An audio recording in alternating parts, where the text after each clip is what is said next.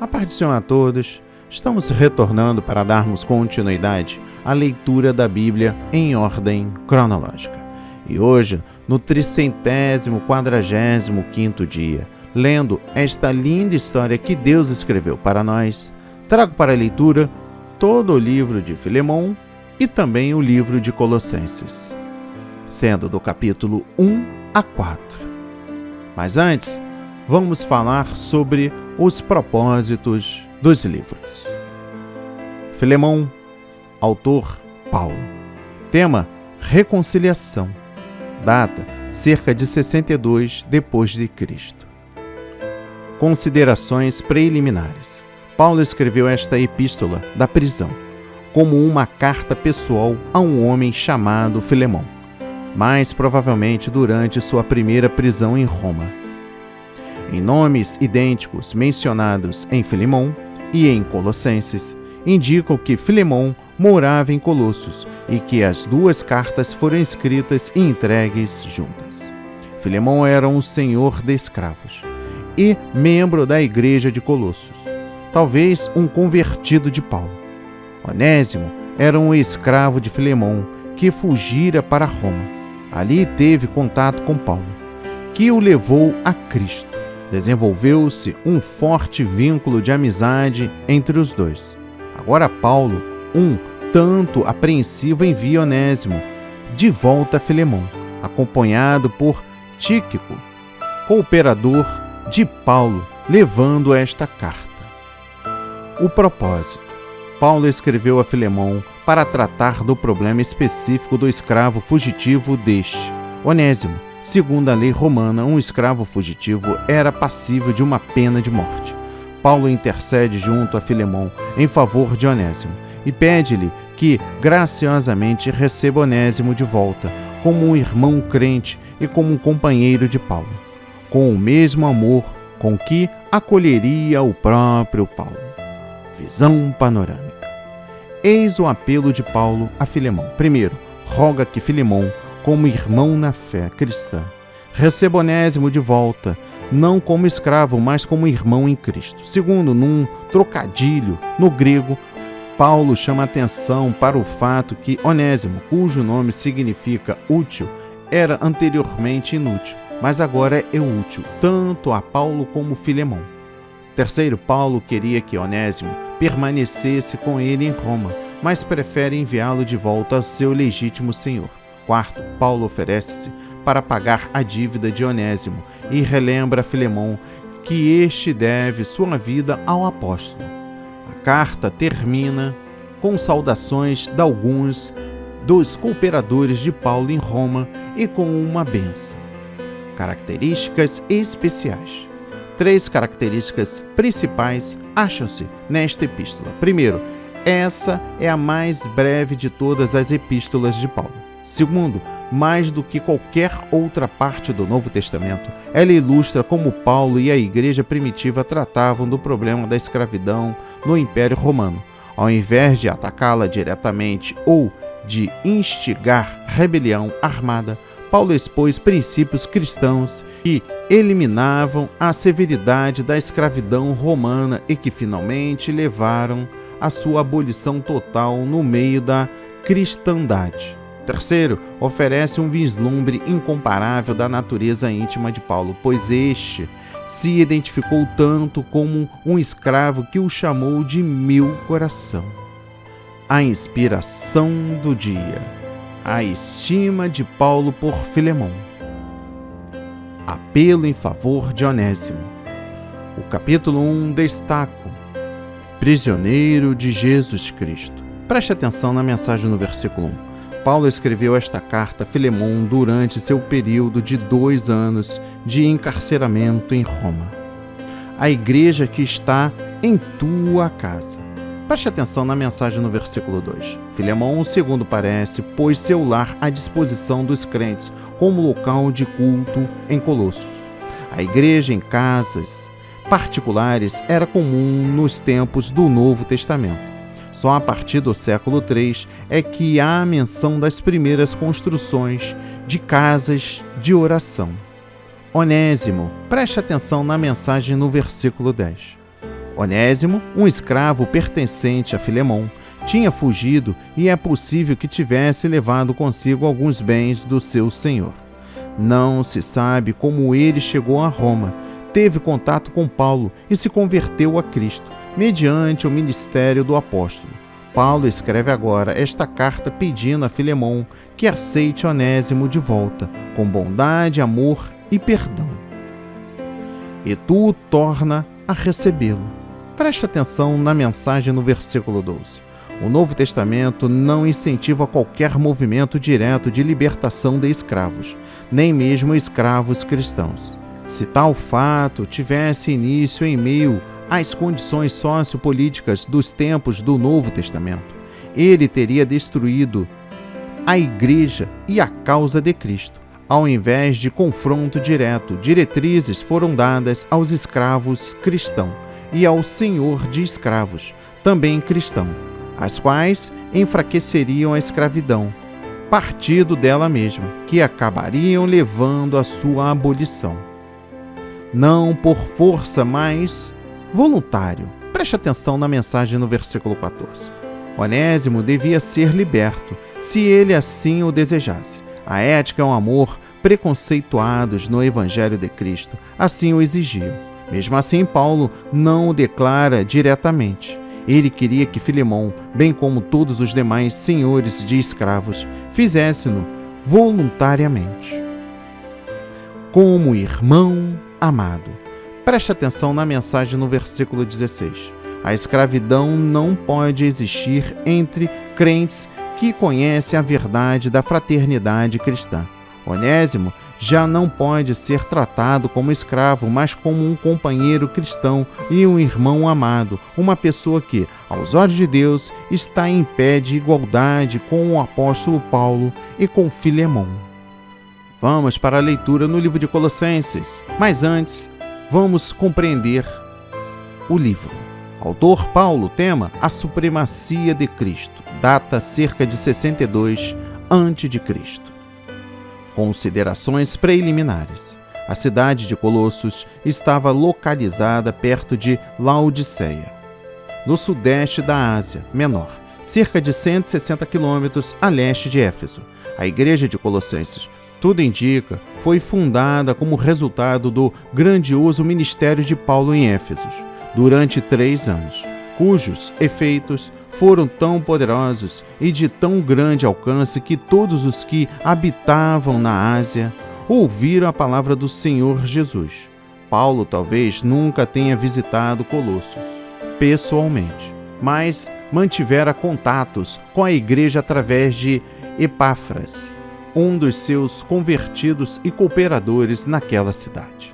O motivo desta epístola foi o surgimento de ensinos falsos na igreja colossense, ameaçando seu futuro espiritual. Quando Epáfras, dirigente da igreja colossense e seu provável fundador, viajou com o objetivo de visitar Paulo e informar-lhe a respeito da situação em Colossos, Paulo então escreveu esta epístola. Nessa ocasião, Paulo estava preso, possivelmente em Roma, aguardando comparecer perante César. O cooperador de Paulo, Tíquico, entregou pessoalmente a carta em Colossos, em nome do apóstolo. Não está descrita claramente na carta a heresia surgida em Colossos, uma vez que os leitores originais a conheciam bem. No entanto, pelas refutações de Paulo ao falso ensino, deduz-se que era uma mistura estranha de ensinos cristãos, tradições judaicas, extrabíblicas e filosofias pagãs, semelhante ao sincretismo religioso das seitas falsas de hoje. Tal ensino subvertia e substituía a centralidade de Jesus. Propósito: Paulo escreveu esta carta, primeiro, para combater os falsos ensinos em Colossos, que estavam suplantando a centralidade e a supremacia de Jesus Cristo na criação, na revelação, na redenção e na igreja. E segundo, para ressaltar a verdadeira natureza da nova vida em Cristo e suas exigências para o crente. Visão panorâmica. Depois de saudar a igreja e expressar gratidão pela fé, amor e esperança dos crentes colossenses, bem como pelo seu progresso contínuo, Paulo focaliza dois assuntos principais: a doutrina correta e exortações práticas. Teologicamente, Paulo enfatiza o verdadeiro caráter e glória do Senhor Jesus Cristo. Ele é a imagem do Deus invisível, a plenitude da deidade em forma corpórea, o Criador de todas as coisas, o cabeça da igreja e a fonte toda suficiente da nossa salvação. Enquanto Cristo é todo suficiente, a heresia colossense é totalmente suficiente, vazia, enganosa e humanista, de espiritualidade superficial e arrogante, e sem poder contra os apetites pecaminosos do corpo. Nas suas exortações práticas, Paulo faz um apelo em favor de uma vida alicerçada na suficiência completa de Cristo, como o único meio de progresso no viver cristão. A realidade da habitação de Cristo neles deve evidenciar-se na conduta cristã, no relacionamento doméstico e na disciplina espiritual. Características especiais. 3 características principais tem esta epístola. Primeiro, mais do que qualquer outro livro do Novo Testamento, Colossenses focaliza a dupla verdade da preeminência de Cristo e da perfeição do crente nele. Segundo, afirma com toda intensidade a plena divindade de Cristo e contém um dos trechos mais sublimes do Novo Testamento, a respeito da sua glória. Terceiro, às vezes, Colossenses é tida como uma epístola gêmea de Efésios, porque as duas têm certas semelhanças de conteúdo e foram escritas provavelmente na mesma época. A inspiração do dia. Doutrina poderosa. A redenção do crente. Instruções práticas. A vida do crente. No livro de Colossenses, capítulo 1, trago aos santos em Colossos. Vamos compreender a mensagem no versículo 2. Paulo escreveu esta epístola porque os falsos mestres estavam se infiltrando na igreja de Colossos, ensinando que a doutrina apostólica e a salvação em Cristo eram insuficientes para a plena redenção. Esse falso ensino misturava a filosofia e a tradição humanas com o evangelho. Requeria a adoração de anjos como intermediários entre Deus e o homem. Os falsos mestres exigiram a observância de certos ritos religiosos judaicos e justificavam a sua heresia afirmando que recebiam revelações através de visões. Primeiro, a filosofia subjacente nessas heresias reaparece hoje entre os que ensinam que Jesus Cristo, o Evangelho original do Novo Testamento, são inadequados para satisfazer nossas necessidades espirituais. Segundo Paulo, refuta essa heresia ao demonstrar que Cristo não somente é nosso Salvador pessoal, como também cabeça da Igreja, o Senhor do Universo e da criação. Logo, é Jesus Cristo e o seu poder em nossa vida, e não a filosofia ou sabedoria humana, que nos redime e salva eternamente. Não necessitamos de intermediários para termos comunhão com Cristo. Devemos nos acercar dele diretamente. Terceiro, ser crente significa crer em Cristo e no seu Evangelho, confiar nele, amá-lo e viver na sua presença. Não devemos acrescentar coisa alguma ao Evangelho, nem ter outro intermediário entre Deus e o homem, nem aceitar a filosofia humanista. O conhecimento da sua vontade. Vamos compreender a mensagem no versículo 9. O conhecimento da vontade de Deus nos vem através da oração e de permanecer na sua palavra e em comunhão com Ele. Somente esse tipo de conhecimento resulta na sabedoria e inteligência espirituais e transforma nosso coração e vida. Ainda no versículo 9 até o versículo 12, não cessamos de orar por vós. Vamos compreender esta mensagem. Esta é uma das 4 grandes orações apostólicas de Paulo no Novo Testamento proferidas sobre a inspiração do Espírito Santo. Aprendemos dessas orações como orar pelos outros, tais como nossos filhos, amigos, irmãos na fé, missionários, pastores, etc. Devemos orar para que, primeiro, compreendam a vontade de Deus. Segundo, obtenham sabedoria espiritual. Terceiro, vivam uma vida santa e agradável ao Senhor. Quarto, frutifiquem para Cristo. Quinto, sejam espiritualmente fortalecidos pelo Espírito Santo. Sexto, perseverem na fé e na justiça. Sétimo, sejam gratos ao Pai. Oitavo, continue na esperança de habitar no céu. Nono, experimentem a presença de Cristo. 10. Conheçam o amor de Cristo.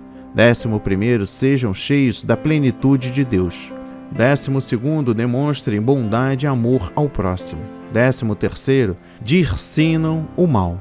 14, sejam sinceros e inculpáveis. E 15, esperem ansiosamente a volta do Senhor. Corroborados segundo a força da sua glória. Preste atenção na mensagem no versículo 11. Para vivermos de maneira digna do Senhor, devemos ser fortalecidos pelo seu poder, ser corroboradores em toda a fortaleza. É uma experiência contínua de receber da parte de Deus sua própria vida.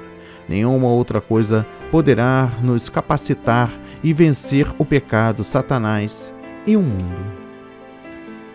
Da potestades das trevas. Preste atenção na mensagem no versículo 13. O âmago da redenção em Cristo é o livramento do demônio e do poder das trevas, ou seja, de Satanás. Agora estamos no reino de Cristo e debaixo do seu domínio. O primogênito de toda a criação. Vamos compreender a mensagem no versículo 15. Esta expressão não significa que Cristo foi um ser criado. Pelo contrário, primogênito tem o significado que, frequentemente, lhe é atribuído no Antigo Testamento. Primogênito quanto à posição herdeiro ou preeminente, onde primogênito é aplicada à condição de Davi como rei, apesar de não ser ele primogênito. Cristo é herdeiro e soberano de toda a criação, como o Filho eterno. Nele foram criadas todas as coisas. Preste atenção na mensagem no versículo 16. Paulo afirma a atividade criadora de Cristo. Primeiro, todas as coisas, tanto as materiais quanto as espirituais, devem sua existência à obra de Cristo como comparecerem agente ativo na criação. Segundo, todas as coisas subsistem e são sustentadas por Ele. Primogênito entre os mortos. Preste atenção na mensagem no versículo 18. Jesus Cristo foi o primeiro a ressuscitar dentre os mortos, com um corpo espiritual e imortal. No dia da sua ressurreição, Jesus se torna a cabeça da igreja. A igreja no Novo Testamento começou no dia da ressurreição de Jesus, quando os discípulos receberam o Espírito Santo. O fato de Cristo ser primogênito dentre os mortos importa na ressurreição subsequente de todos aqueles que quem ele morreu. Toda a plenitude nele habitasse. Preste atenção na mensagem no versículo 19. Paulo declara, nos termos mais definidos, a deidade de Cristo, a deidade plena, com todos os seus poderes e natureza, habita em Cristo. Reconcilia-se consigo mesmo todas as coisas. Preste atenção na mensagem do versículo 20. A humanidade e tudo mais no universo se unificam e harmonizam sob Cristo. Isso não significa, no entanto, que todas as pessoas sejam reconciliadas com Deus, independentemente da vontade delas. A pessoa que rejeita a oferta de reconciliação por Cristo permanece inimiga de Deus. Se permaneceis na fé. Preste atenção na mensagem no versículo 23. Note a responsabilidade e atividade humana que, segundo Paulo, declara são importantes para quando os cristãos comparecem diante de Cristo, santos e irrepreensíveis e inculpáveis. Devemos, primeiro, permanecer na fé, isto é, manter a fé perseverante em Jesus como Senhor e Salvador. Segundo, estar fundamentados e firmes no ensino de Jesus e dos apóstolos. E terceiro, Não vos moverdes da esperança do Evangelho, isto é, não devemos voltar ao nosso estado interior de perdição, com os seus vícios que destroem a alma. No que padece por vós. Preste atenção na mensagem no versículo 24. Paulo retrata Cristo ainda sofrendo, não em prol da nossa redenção, mas na condição com o seu povo, enquanto este evangeliza os perdidos. Paulo se regozija porque lhe é permitido participar dos sofrimentos de Cristo. Cristo em vós, esperança da glória. Preste atenção na mensagem no versículo 27. Cristo habitando em nós é a nossa garantia da glória futura e da vida eterna. Somente a presença dele em nós e a nossa contínua comunhão com ele podem dissipar qualquer dúvida quanto irmos para o céu. Quem tem a Cristo também tem a vida eterna. No capítulo 2, destaco filosofias e vãs sutilezas, não segundo Cristo. Preste atenção na mensagem no versículo 8. Paulo nos adverte a vigiar contra todas as filosofias, religiões e tradições que destacam a importância do homem à parte de Deus e da sua revelação escrita. Hoje, uma das maiores ameaças teológicas contra o cristianismo bíblico é o humanismo secular, que se tornou a filosofia de base e na religião aceita em qualquer toda educação secular e o ponto de vista aprovado na maior parte dos meios de comunicação e diversão no mundo inteiro. Primeiro, que ensina a filosofia do humanismo. Ponto número 1. Ensina que o homem, o universo e tudo quanto existe é apenas matéria e energia moldadas ao acaso. Ponto número 2. Afirma que o homem não foi criado por um Deus pessoal, mas que resultou de um processo evolutivo. Ponto número 3. Rejeita a crença num Deus pessoal e infinito e nega ser a Bíblia, a revelação inspirada de Deus à raça humana. Ponto número 4. Afirma que não existe conhecimento à parte das descobertas feitas pelo homem e que a razão humana determina a ética apropriada para a sociedade, fazendo do ser humano a autoridade máxima neste particular. Ponto número 5. Procura modificar ou melhorar o comportamento humano mediante a educação, redistribuição econômica, psicologia moderna ou sabedoria humana. Ponto número 6. Crê que padrões morais não são absolutos, e sim relativos e determinados por aquilo que faz as pessoas sentirem-se felizes, que lhes dá prazer ou que parece bom para a sociedade, de acordo com os alvos estabelecidos por seus líderes. Deste modo, os valores e moralidade bíblicos são rejeitados. Ponto número 7. Considera que a autorrealização do homem, autossatisfação e o prazer são o sumo bem da vida. Ponto número 8. Sustenta que as pessoas devem aprender a lidar com a morte e com as dificuldades da vida, sem crer em Deus ou depender dele. Segundo, a filosofia do humanismo começou com Satanás e é uma expressão de uma mentira de que homem pode ser igual a Deus.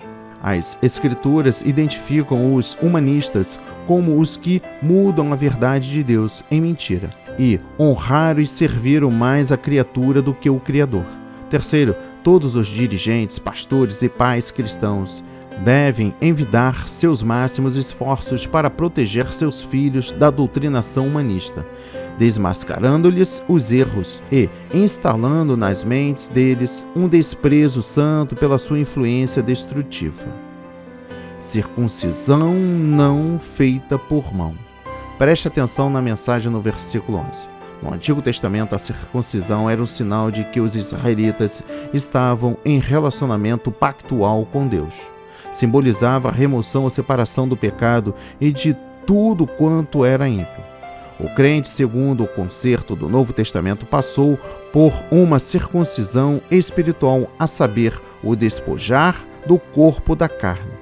Trata-se de um ato espiritual mediante o qual Cristo remove nossa velha criação irregenerada e rebelde contra Deus e nos comunica a vida espiritual ou ressurreta de Cristo. é uma circuncisão do coração. A célula contra nós, sua ordenança. Preste atenção na mensagem no versículo 14. Trata-se de uma referência à lei de Moisés, isto é, aos mandamentos que indicavam a conduta certa do homem, mas que não lhe podiam dar vida nem poder para obedecer a Deus. A salvação mediante o conserto do Antigo Testamento foi cravada na cruz, isto é, abolida, e Deus estabeleceu um conserto melhor por meio de Cristo e através do seu Espírito, despojando os principados e potestades. Vamos compreender a mensagem no versículo 15. Cristo triunfou sobre todas as forças e poderes satânicos do mundo ao morrer na cruz.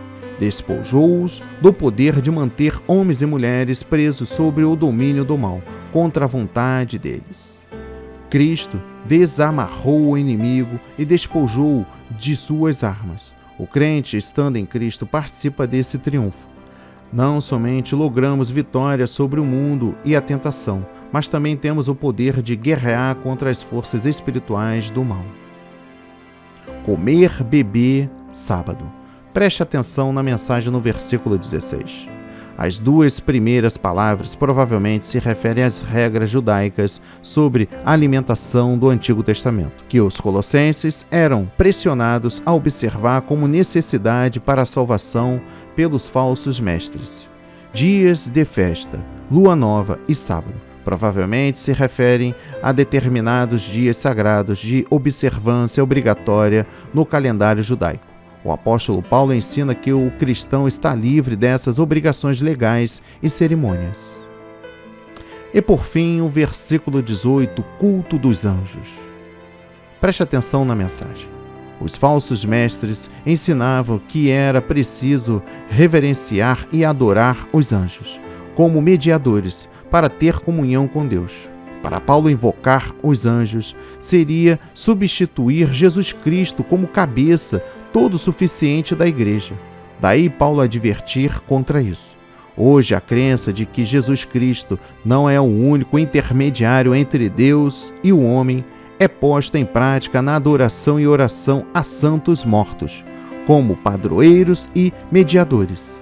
Essa prática despoja Cristo de sua supremacia e centralidade no plano redentor de Deus. Adorar e orar a qualquer pessoa que não seja Deus Pai, Deus Filho e Deus Espírito Santo são práticas antibíblicas e por isso devem ser rejeitadas. No capítulo 3, destaco: pensai nas coisas que são de cima. Preste atenção na mensagem no versículo 2. Uma vez que nossa vida está com Cristo no céu, devemos fixar nossa mente nas coisas lá de cima e deixar que nossas atitudes sejam determinadas por elas. Devemos estimar, julgar, olhar e considerar tudo partindo da perspectiva celestial. Nossos alvos, atividades e ambições devem ser a busca das coisas espirituais, resistir ao pecado e revestir-se do caráter de Deus. A graça, o poder, as experiências e as bênçãos espirituais estão com Cristo no céu. Ele outorga essas coisas a todos os que, com sinceridade, pedem, buscam com diligência e batem a porta com persistência. Cristo, que é a nossa vida. Preste atenção na mensagem no versículo 4. Embora a doutrina correta e a vida santa sejam parte essencial da redenção, é a comunhão com Cristo e o amor a Ele como pessoa que deve ocupar a posição central em nossa vida. Note a ênfase desta epístola à comunhão do crente com Cristo. Avareza, que é idolatria. Preste atenção na mensagem no versículo 5. O que é idolatria? Primeiro, é permitir que as coisas se tornem o centro dos nossos desejos, valores e dependência, usurpando, assim, o lugar da confiança e fé no próprio Deus. Por essa razão, a avareza, a cobiça dos bens terrenos, é chamada idolatria. Segundo, a idolatria pode significar o professar lealdade a Deus e a sua palavra, e, ao mesmo tempo, igual ou maior lealdade às pessoas, instruções, tradições ou autoridades aqui na Terra. Nada pode ser colocado em pé de igualdade nem de superioridade ao nosso relacionamento com Deus e a sua palavra de acordo com a revelação divina. A palavra de Deus habite em vós. Preste atenção na mensagem no versículo 16. A palavra de Cristo, isto é, as Escrituras, a palavra de Deus, deve ser continuamente lida, estudada, meditada e assunto de oração, até que ela habite ricamente dentro de nós. Quando isso acontecer, nossos pensamentos, palavras, ações e motivação serão influenciados e controlados por Cristo. Salmos, hinos e cânticos espirituais devem ser usados para ensinar a palavra e admoestar os crentes a viver uma vida de obediência a Cristo. Tudo o que fizerdes por palavras ou por obras. Vamos compreender a mensagem no versículo 17. A Bíblia apresenta princípios gerais que capacitam o crente, orientado pelo Espírito Santo, a determinar se as práticas não expressamente mencionadas na Palavra de Deus são certas ou erradas. Em tudo quanto dizemos, fazemos, pensamos ou desfrutamos, devemos fazer as seguintes perguntas. Primeiro, isso pode ser feito para a glória de Deus? Segundo, pode ser feito em nome do Senhor Jesus como sua bênção? Terceiro, pode ser feito com sincera gratidão a Deus? Quarto, é uma ação digna de Cristo? Quinto, enfraquecerá as convicções sinceras de outros cristãos?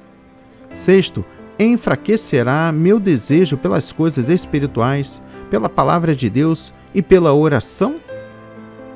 Sétimo, enfraquecerá ou prejudicará meu testemunho de Cristo? Servos, Senhor. Preste atenção na mensagem no versículo 22. Paulo ensina os escravos a viverem de modo cristão, na sua situação inditosa. Em lugar nenhum, o apóstolo mostra que o relacionamento escravo-senhor é ordenado por Deus, nem que deve perpetuar-se. Pelo contrário, ele semeia as sementes da abolição da escravidão no livro de Filemão e, nesse interim, procura equilibrar a situação visando o benefício tanto dos senhores quanto dos escravos.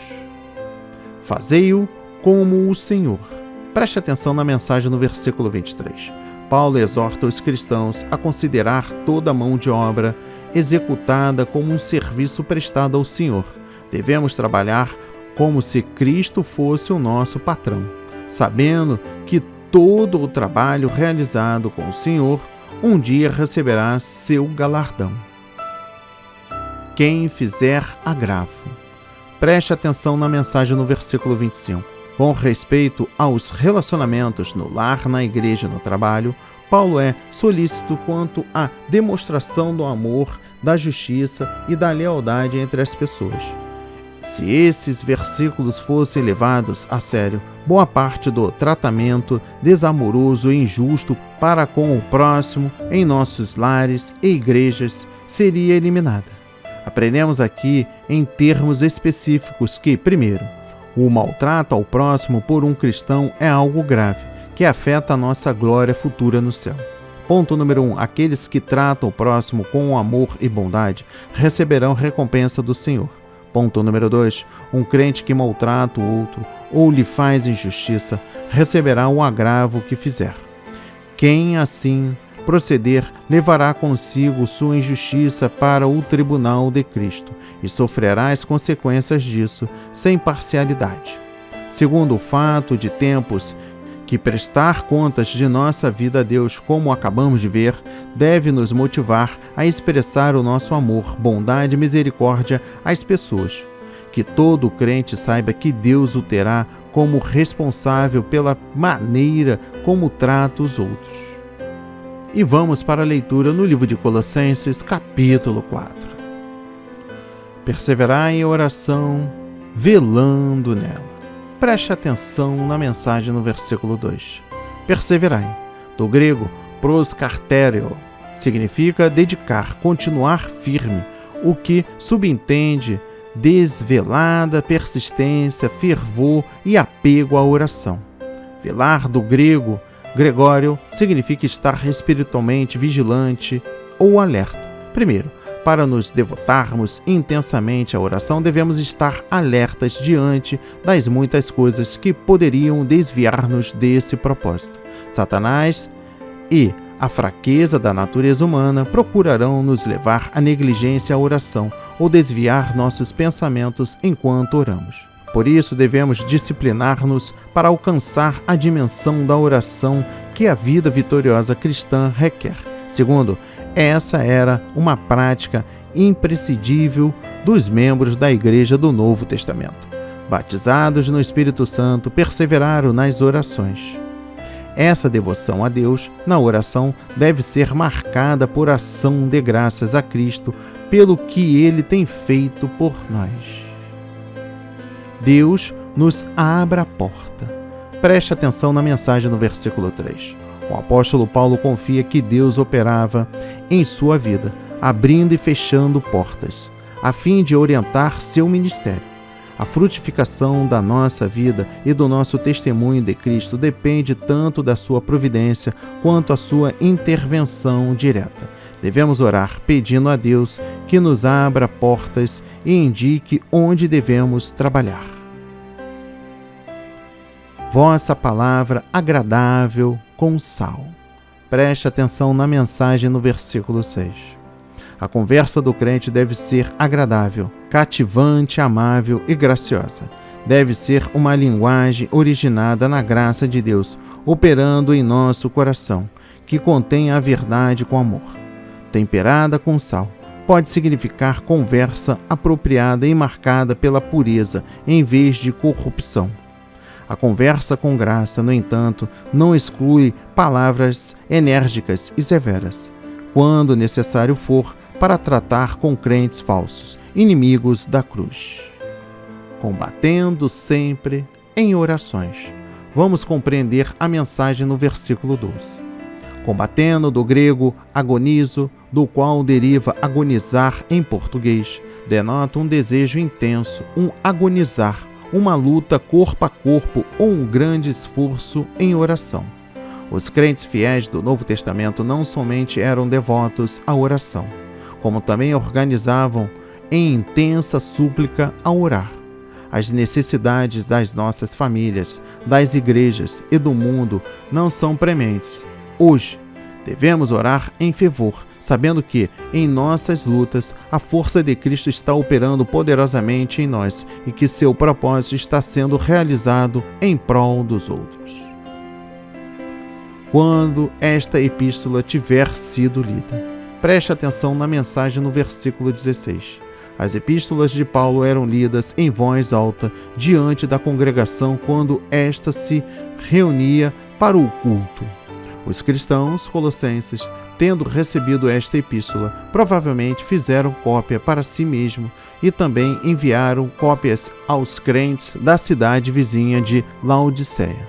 A epístola de Paulo, que os colossenses deviam receber, vinda de Laodiceia, era provavelmente a que chamamos de Epístola aos Efésios. E por fim, o versículo 18. Lembrai-vos das minhas prisões. Durante o primeiro encarceramento de Paulo em Roma, ele escreveu Colossenses, Filemão, Efésio e Filipenses. Apesar de estar confinado à prisão durante 4 anos ou mais e sem justa causa, nota-se como estas epístolas transbordam de ação de graças. Que a palavra de hoje toque o seu coração, transforme a sua vida para a honra e a glória do Senhor. Leia a Bíblia diariamente, pois este é o verdadeiro canal que se aprende, conhece a verdade e ouve a voz de Deus. Amém e graças a Deus.